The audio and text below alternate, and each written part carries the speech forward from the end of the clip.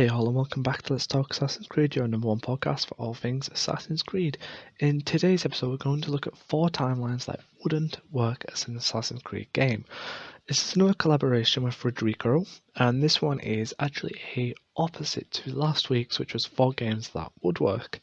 Now this was an interesting one to come up with, as Assassin's Creed is a game that feels like it could be home in a lot of different time zones and eras. But these 4 eras that we're going to discuss stand out the most as ones that wouldn't work as such. So let's jump in. Now, the first one from Federico is today's world, as in complete modern day, because in his head it would be something like a Ghost Recon, a crossover would be interesting. However, it would lose the essence for me. It wouldn't be bad, it would just lose essence. The truth is that it could be an excellent game, because when the firearm is invented, we lost the close combat. There is no need to climb and jump anything. The battle dynamics give place to tactical combat. Voice is already going. And this I agree with. A modern day one wouldn't work as such. We saw how Desmond tried to do it in Assassin's Creed. I think it's 3. That explores more, or Revelations. It's been a long time since I played the Ezio trilogy. And I think that would work. Now, I haven't talked about in the past, I believe. Sorry, my mind's going with this lockdown. I'm on marbles. That I do want a modern day game, but more modern day as in short segments. You know how like Destiny has like a fire team where you do like built missions. That'd be kind of cool. You can have different missions, like a main hub, and you can do different missions in the real world and a huge game in the past, like when the Assassin's Creeds have done in the past.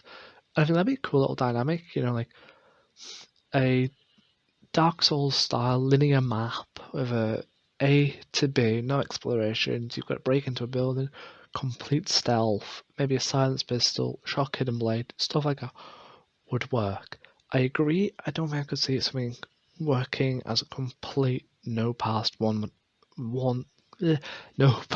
completely modern day. As he is right, it would feel like a Ghost Recon or Splinter Cell, which we all love a bit of Splinter Cell, but I'm sad to say that Splinter Cell is not making a comeback that we know of. The second one is the Indigenous World. Now, I'm not too sure what he means by this, but I'll read what he's put. In my view, you need a big structures apart from very specific cities in South America. You don't have big buildings, which I think is what gives this game charm.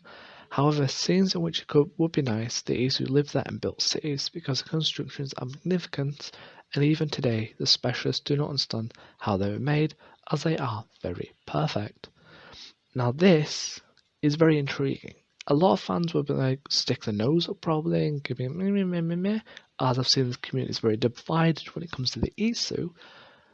But maybe he has something. What if the Indigenous World was an Assassin's Creed game with assassins, but an Isu game, or a comic, or an anime featuring the Isu? And that could work, but I don't think a game would work.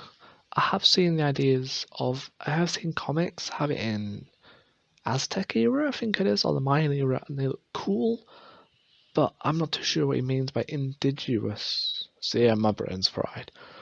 But I get where he's coming from, and I totally support it that I don't think it could work. Odyssey and Origins had some buildings to climb on, and they were so cool, but I couldn't imagine a Assassin's Creed game with just a flat world. I just really don't think that would work, especially if the Indigenous World didn't have a lot of, how would I word it?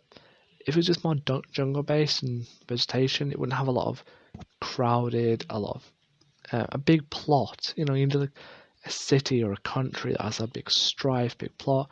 And if there's an Indigenous world with barely anything, it could work. I'm stretching here because I try my hardest to research Indigenous worlds, but I've had a lot going on, and I've been trying to write this podcast while going crazy with the UK in lockdown, but that's a different topic for a different show. But I get where he's coming from, and I think they're both time zones I couldn't actually see working out at the moment. If there was a way to try it, then it's possible, because the creative directors did say they will never touch Egypt because it's too boring. Yet we got Origins, which is one of the best Assassin's Creed games created. Now, the other time zone I was thinking is something they tried with Far Cry, but it just did not work whatsoever, and that is Primal Era. Way back to the dawn of man, could never work. Don't touch it. I do know you could have the start of the cult of Cain, which is apparently meant to be a temple era. Yeah, maybe you could have a revolution between a ceasefire type game between the Isu and the humans after the Great Catastrophe, them trying to rebuild civilization, some big plot. You could make a story work with dinosaurs and other prehistoric stuff. But I just don't think it would work and quite fit. Like, the furthest back I can see them going is before the catastrophe and focusing on Isu World, because you can create that and there was a war going on. But in the Primal Era, not much was really going on. Really, I don't think anything interesting happened in history until humans started building settlements and arguing over whose land is who and whose food is whose. I think that's when the recipe for this type of games would work. The fall of Byzantium, like we discussed last week, that's very close to the beginning of time. Ancient Greece was very close. It's not that far away. So I think they could work, and there is a lot of workarounds.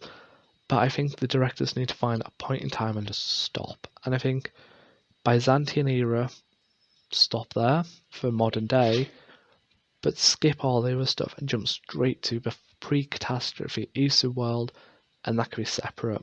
But don't touch any human history after catastrophe up to the Byzantine age, because I can't think of anything that happened and that's in the history books. There might be that I've not seen, but so far it's not something I can think that would stand out in my mind as something we need. And the final one is one that a lot of people are wanting. I've seen fan art, and don't get me wrong, some of the fan art and cosplays and other people create for it is amazing. And that's future, like proper sci-fi, dystopian futures, Blade Runner meets Assassin's Creed style. I don't think that could work. Truthfully, if there was a dystopian world like Total Recall, Blade Runner, heck, even Altered Carbon, yeah, maybe, see where the assassins have got themselves on the Templars. But at the same time, I just don't think the limitations behind the techniques would be needed. Do you really need stealth? Do you really need hidden blades? Do you really need guns? Do you really need hand-to-hand combat? And I just think this future sci-fi would just obliterate everything we know. It'd be too far ahead for human history to comprehend. And Assassin's Creed needs something to base its stuff on. Something to base its games off, really. It needs an anchor.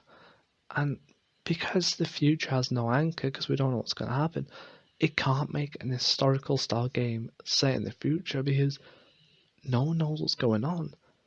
Now, I do believe they could make a flashback scene, maybe show the future. Yeah. I don't know how to word it. Maybe like a flashback of what would happen if the Great Catastrophe did come back for a third time. Really doubt it would. What would happen if the Isu rose again? A flashback would work. But other than a flashback, I couldn't see it working. I've seen a lot of fans try it, and I really give a shout out to them because some of the stuff they've created is amazing. Even it has my mind blown. But as a full game, at this moment in time, I just couldn't see it working. I could be wrong, but we'll see. So I will like to point out all these are my opinions. I would love to hear everyone else's thoughts. Today's episode is a little bit shorter because I'm currently losing charge on my recording device. I forgot to charge it all day. Now, I would like to make a request for next week's episode, and that is everyone that listens, can you email me at assassinscreedletstalk@gmail.com or find my Twitter @LetCreed and Facebook Assassin's Creed Let's Talk, and reach out to me and ask me any question you want, be it personal or be about Assassin's Creed albeit about my podcast. And the reason I'm suggesting this is if I get enough questions about anything, I'm going to do a one-off special because I'm at 1,000 listeners now. I'm going to do a one-off special where everyone can just ask me anything and I'll read all of them out and I will answer everything. If you want to know my real name, I'll answer it. If you want to see a picture of who I am, I'll answer it with a yes and I'll put it on social media. This is a chance for you guys to get to know the narrator behind the podcast. If it's something you're interested in, please reach out. Nothing's off limits. I'll take any question and I'll read them all out for you to listen. Again, thank you all for tuning in. It's just fantastic to hear that I'm 1,000 listeners. If you check out Let's Talk Sci-Fi on YouTube, there is a special video on there explaining some updates about the podcast that I don't want to waste time discussing. So please feel free to check that out. And thank you again for listening, and I'll see you next week.